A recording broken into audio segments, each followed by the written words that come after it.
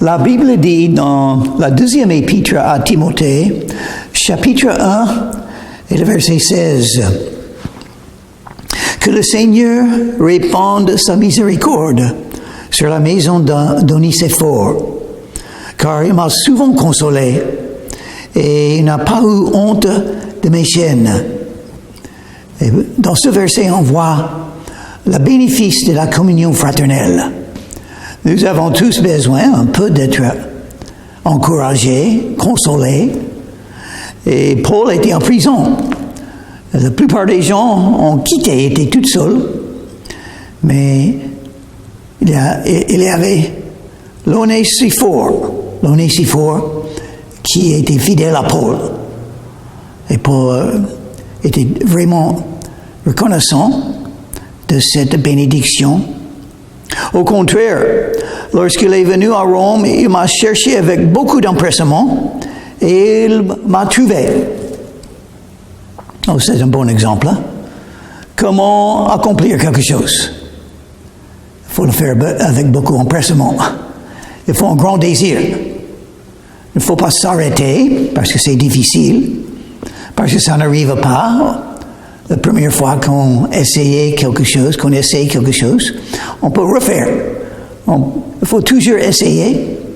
Si on continue, on va réussir, n'est-ce pas? Que le Seigneur lui donne d'obtenir miséricorde auprès du Seigneur en ce jour-là. Et quel jour? Le jour du jugement des croyants. Nous serons jugés pour tout ce que nous faisons dans nos vies chrétiennes. Le jugement vient, le jugement pour les non-croyants, pour voir quelle punition ils auront dans l'enfer. Le jugement des croyants, pour voir quelles seront leurs récompenses, leur couronne dans le paradis, ou peut-être ils vont perdre. Mais on va parler à Jésus. Et Jésus va nous dire, il va nous faire voir ce que nous avons fait dans notre vie. Un jugement vient, un jugement pour les non-croyants et un jugement pour les croyants est tout près. Tu sais mieux que personne combien de services il m'a rendu à Éphèse. Paul n'a pas oublié quand on a fait le bien pour lui. Et Dieu n'oublie non plus.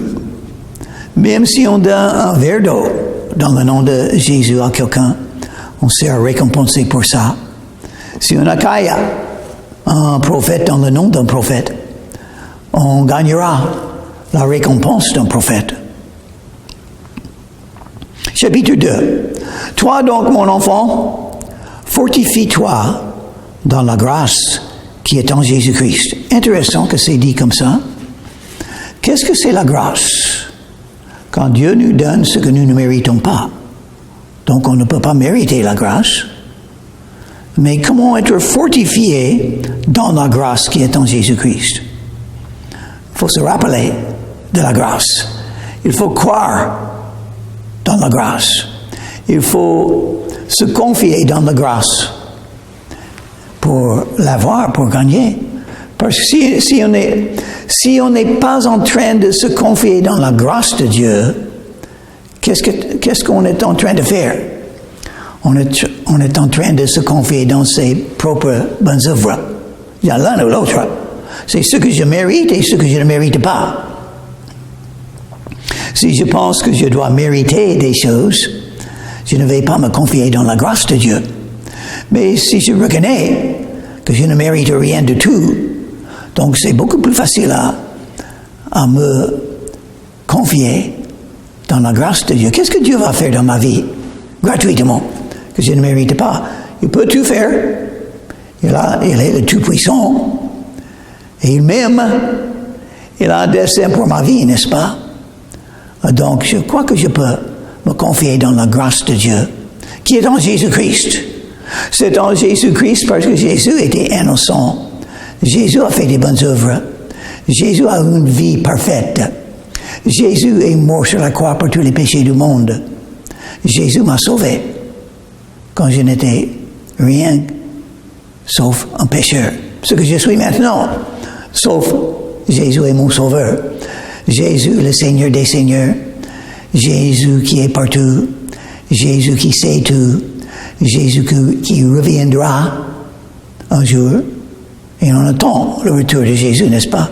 Ça, c'est notre espérance. Hein? Et ce que tu as entendu de moi, en présence de beaucoup de témoins, confie-le à des hommes fidèles qui soient capables de l'enseigner aussi à d'autres. Ça, c'est l'œuvre de Dieu. On apprend quelque chose de Dieu, on le dit aux autres. Et par la grâce de Dieu, ils vont apprendre de Jésus-Christ par nous, et ils vont dire cette vérité, cette doctrine, cet enseignement aux autres aussi. C'est comme ça, la croissance de la foi, la croissance de l'évangile, la croissance du christianisme. On apprend de Dieu, on enseigne à l'autre, et l'autre enseigne des autres. Donc, vous ne savez pas ce que vous allez accomplir si vous enseignez la vérité. Vous pouvez dire, oh, j'ai enseigné deux ou trois, c'est tout. Oui, mais les 2 ou 3, c'est possible qu'ils vont enseigner les 200, ou les 2000, ou les 3000, ou plus. Et c'était vous, par la grâce de Dieu, par Jésus, qui a commencé tout ça. Souffre avec moi comme un bon soldat de Jésus-Christ. Les souffrances, est-ce que les croyants vont souffrir? Oui, bien sûr, parce que Jésus a souffert. Parce que c'est la vie. C'est la vie que Dieu nous a donnée. La vie présente. Un jour, on sera dans le royaume des cieux où il n'y aura pas de larmes, ni de peine, ni de douleur, ni de souffrance. Mais maintenant, il y en a. Comment être préparé pour ça? Être un soldat. Un soldat avec une formation comme soldat. Il faut les armes de l'esprit. Lire, il faut beaucoup lire et penser à Éphésiens chapitre 6, où on est enseigné que sont les armes spirituelles. Les armes spirituelles que Dieu nous a données afin que nous puissions être des bons soldats. Si on n'a pas des armes spirituelles qui se marchent, qui sont là chaque jour dans nos vies, chaque moment de chaque jour, nous allons faillir, nous allons tomber. Une grande chute pour un croyant qui n'est pas prêt pour la guerre spirituelle. Le casque du salut. On est sauvé parfois en Jésus. Donc on a la vie éternelle. Et qui peut me faire du mal? J'ai la vie éternelle. Je serai là bientôt. J'ai 75 ans maintenant. Donc je serai là bientôt. Grâce à Jésus. Donc, qui va me faire du mal? Le casque du salut.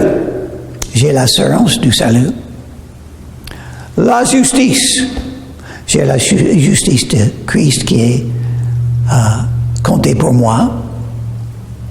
Quand Dieu me voit, il me voit un saint, justifié parfois en Jésus-Christ. Et à cause de ça, je fais le bien, n'est-ce pas? Je cherche à faire ce qui est juste, ce qui est droit, ce qui est bon. Et la vérité. Je dis la vérité, je crois dans la vérité, je ne mens pas. Jésus est la vérité, donc je dis la vérité de lui. Il m'a sauvé, donc je dis la vérité aux autres. Les croyants doivent toujours dire la vérité. Et la foi.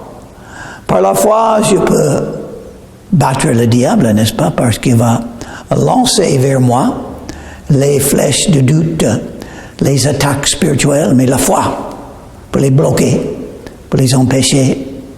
La foi, la confiance que Dieu garde ses promesses. Donc il faut connaître les promesses que Jésus et que Dieu nous a données afin de pouvoir se confier en eux. Parce que Dieu ne mente pas. Il va toujours garder sa parole. Il est tout puissant. Il nous a dit souvent dans la Bible qu'il exauce nos prières, qu'il est là pour nous protéger, pour nous diriger, pour nous utiliser.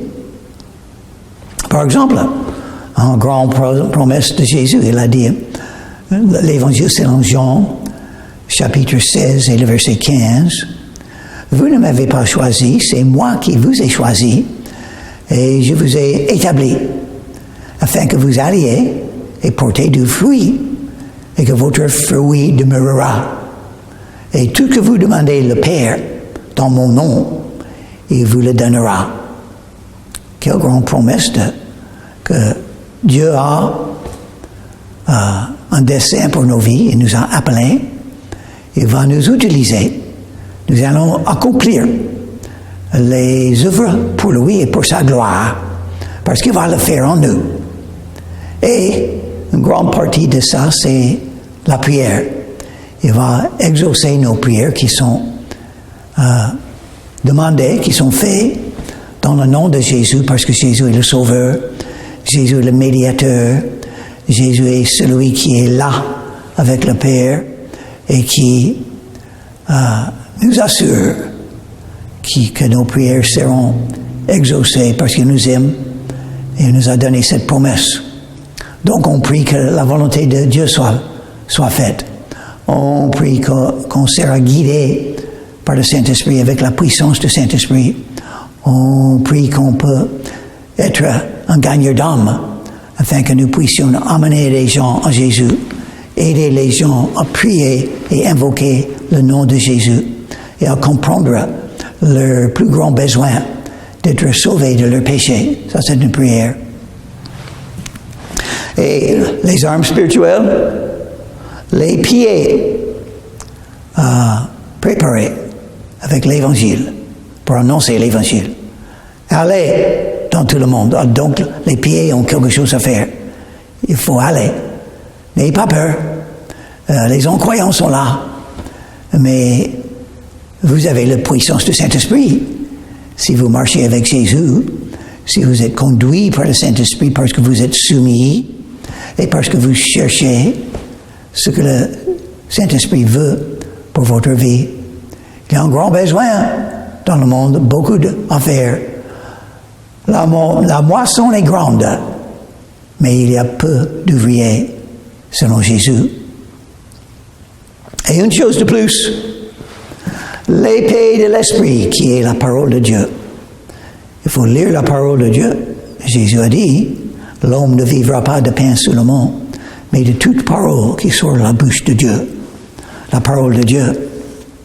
On ne peut pas croître dans la foi sans la parole de Dieu. Chaque jour, quelques versets, quelques chapitres. Et méditer sur la parole de Dieu, réfléchir sur la parole de Dieu et mettre en pratique ce que vous avez lu. La parole de Dieu est importante. Il va vous guider, il va vous donner la sagesse. La parole de Dieu va vous donner la connaissance de la bonne doctrine. Il y a beaucoup de fausses doctrines, beaucoup de choses qui ont été enseignées dans les églises qui ne sont pas bibliques. Et c'est ça qui est important. La Bible est la source de toute la vérité de Dieu. C'est la vérité qu'il nous a donnée aux êtres humains. La Bible est puissante. La Bible est la parole de Dieu. La Bible est notre aliment spirituel. Il nous faut manger chaque jour, n'est-ce pas, pour avoir la vie humaine, mais pour avoir la vie spirituelle, c'est-à-dire d'avoir puissance, d'être réveillé, d'avoir le zèle pour servir le Seigneur, et la foi, et l'amour. Il faut être dans la parole de Dieu. L'épée de l'Esprit, c'est la parole de Dieu. Ne doutez pas la puissance dans la parole de Dieu. Il faut le citer souvent. Citez à vous-même dans vos pensées. Et citez aux autres quand vous parlez avec eux. J'espère que vous connaissez plusieurs versets de la Bible par lesquels vous pouvez expliquer à quelqu'un, à un non-croyant, comment être sauvé, comment recevoir la vie éternelle parfois en Jésus.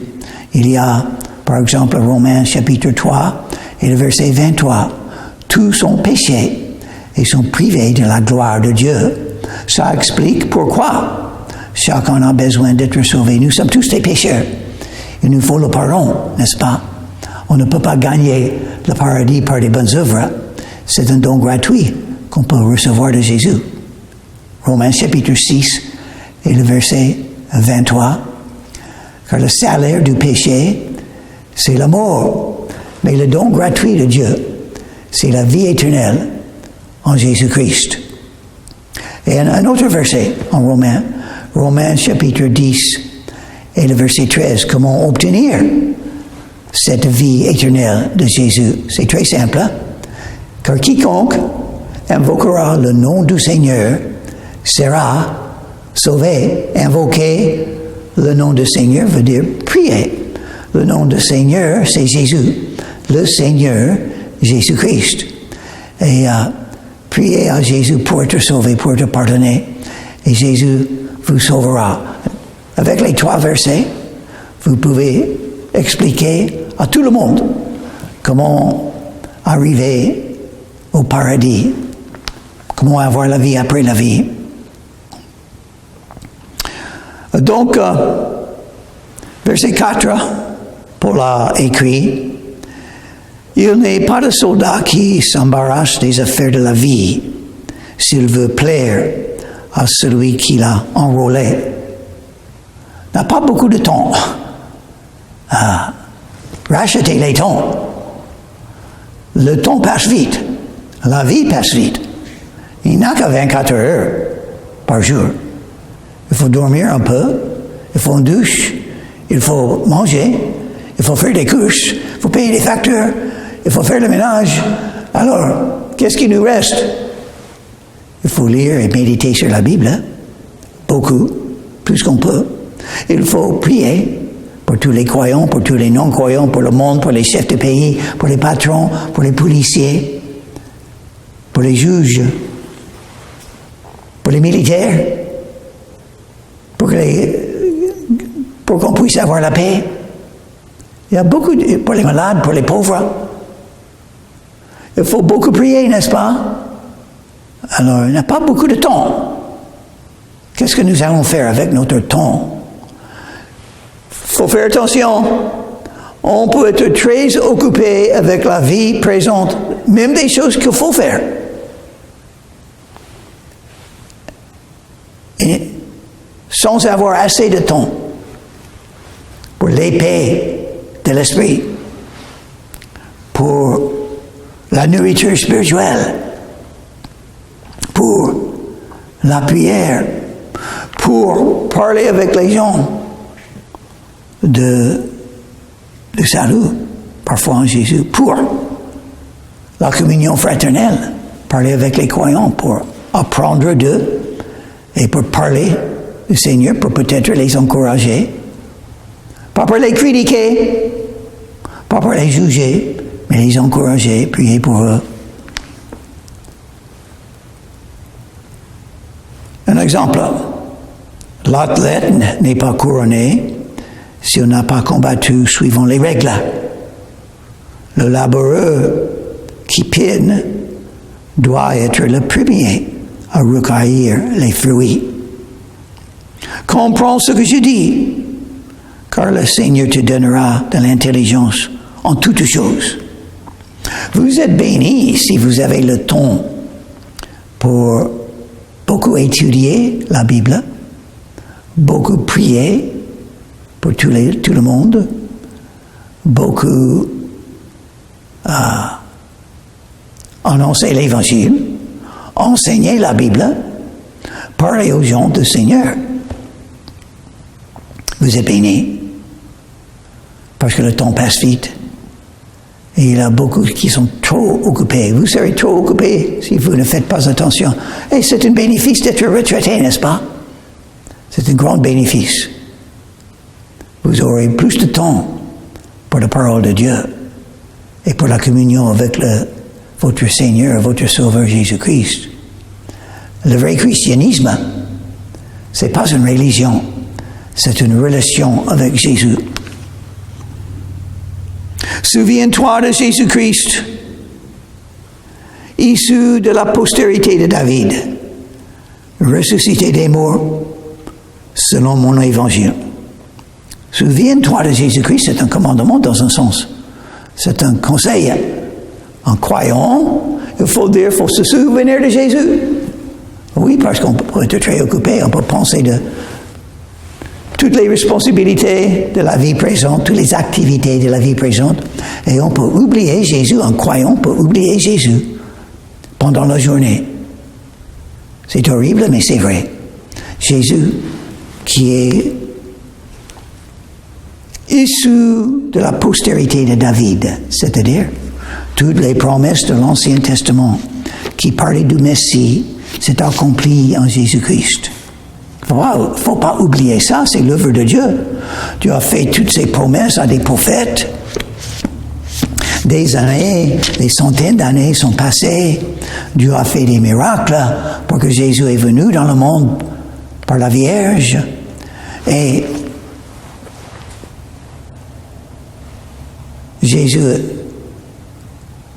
était innocent. Il est allé à la croix pour vous et pour moi. Il a tellement souffert. Il a été tué. Mais parce qu'il est le Fils de Dieu, 3 jours après, il est ressuscité des morts.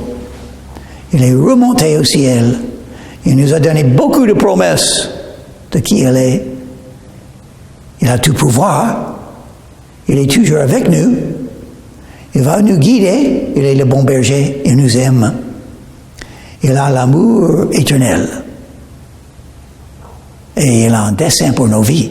Il est là, il agit dans nos vies. Il a une raison pour tout ce qu'il fait. Il ne faut pas oublier Jésus. Il ne faut pas oublier les clous. Il ne faut pas oublier la couronne d'épines. Il ne faut pas oublier le sang qu'il a donné. La souffrance qu'il a souffert pour nous. Ressuscité des morts, il est toujours vivant. Il est mort, mais il est toujours vivant. Donc on peut le connaître. On peut avoir une relation personnelle avec lui. On peut marcher avec lui. On peut parler avec lui. On peut prier Jésus. Il est là, le Sauveur. Faut pas oublier Jésus, pour lequel je souffre jusqu'à être lié comme un malfaiteur. Mais la parole de Dieu n'est pas liée. Pour lequel je souffre jusqu'à être lié comme un malfaiteur. Paul l'apôtre, dans une prison romaine, parce qu'il aimait Jésus, parce qu'il servait Jésus, parce qu'il suivait Jésus, parce qu'il priait Jésus. Ça, c'était une grande souffrance, n'est-ce pas? Il a perdu, dans un sens. Paul a perdu, parce qu'il a tout donné à Jésus. Parce qu'il a servi Jésus, il a suivi Jésus. Et qu'est-ce qu'il a dit? Il est lié comme un malfaiteur. Mais la parole de Dieu n'est pas liée. La parole de Dieu n'est pas liée, donc il parle toujours de la parole de Dieu. Il est en prison, mais il écrit. Si je ne peux pas parler, je peux écrire. Si je ne peux pas me mettre debout, je peux m'asseoir et servir le Seigneur. Si je ne peux pas m'asseoir, je suis dans un lit, je peux réfléchir, je peux penser à Jésus, je peux prier pour tout le monde, je peux faire l'œuvre de la foi, même sur un lit, même sans pouvoir marcher. C'est bien d'être un croyant, n'est-ce pas? Quand on est retraité, quand on a moins de force physique, on peut toujours servir Jésus, beaucoup. Il y a beaucoup à faire. Si vous êtes sur un lit, peut-être maintenant, vous aurez le temps de prier pour tout le monde. Ah oui, un grand ministère, le ministère de la prière, quelque chose que Dieu aime beaucoup. Il aime entendre nos mots, nos pensées, nos demandes, nos louanges. Il aime entendre ça.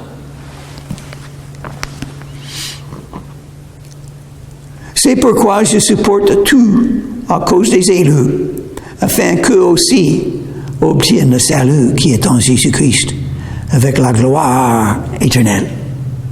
Paul pensait toujours des non-croyants. Il parle des non-croyants. Des élus, c'est-à-dire ceux que Dieu veut sauver, ceux que Dieu peut sauver. Parce qu'il y a beaucoup de non-croyants. Avec les cœurs endurcis, ils ont fermé la porte de leur cœur à Jésus. Mais pas tous. Quelques-uns sont prêts à recevoir Jésus-Christ. Et qu'est-ce qu'ils leur font? Quelqu'un qui annonce l'Évangile. C'est tout ce qu'il leur faut, quelqu'un qui annonce l'Évangile. Romains, chapitre 12, et le verset 14. Je vais expliquer. Comment croire sans entendre?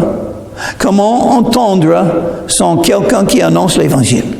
C'est exactement ce que Paul dit. Il pense à des non-croyants. C'est la manière que Dieu agit dans le monde. C'est la manière que l'Évangile est répandu dans le monde. Les croyants annoncent l'Évangile afin que les non-croyants puissent l'entendre. Oui, ils ont le choix. Ils peuvent choisir. Non, je ne veux pas Jésus. Mais il faut entendre. Et je peux les aider parce que je connais l'Évangile.